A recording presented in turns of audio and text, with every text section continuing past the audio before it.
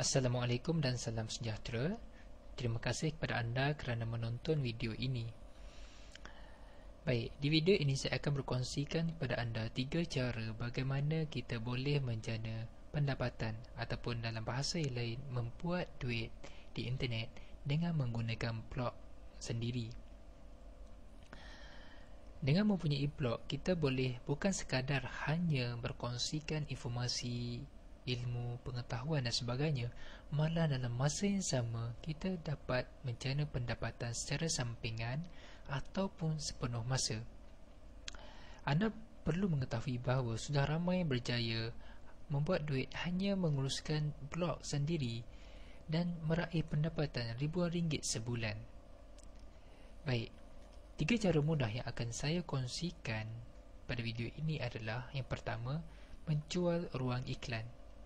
Jikalau laman web ataupun blog anda mempunyai pelawat yang ramai ataupun trafik yang tinggi, maka gunakanlah peluang tersebut untuk menjana pendapatan dengan menjual ruang iklan.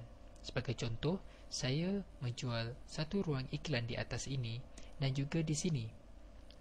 Untuk di atas ini, ruang iklan ini adalah berbentuk banner dan di sini adalah berbentuk teks, iaitu dikenali sebagai text link.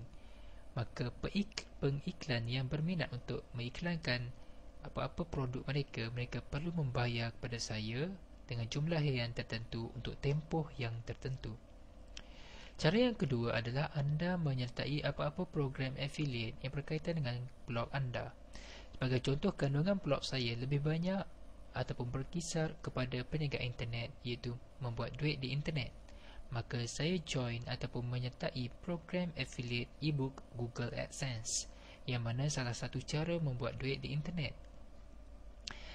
Maka sudah pasti mereka yang datang ke blog saya ini ingin mencari peluang ataupun mengetahui informasi mengenai menjana pendapatan di internet.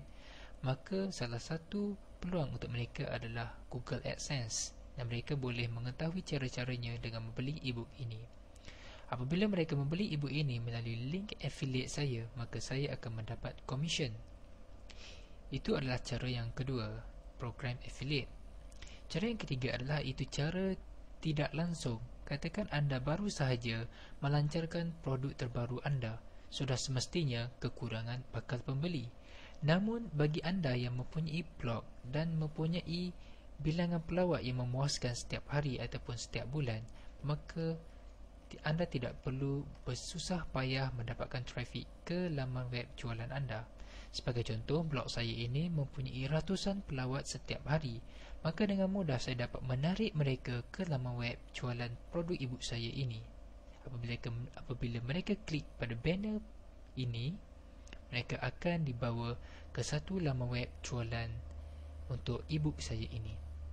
Maka jelas di sini bahawa saya boleh menarik trafik dengan begitu mudah untuk laman web jualan baru saya ini.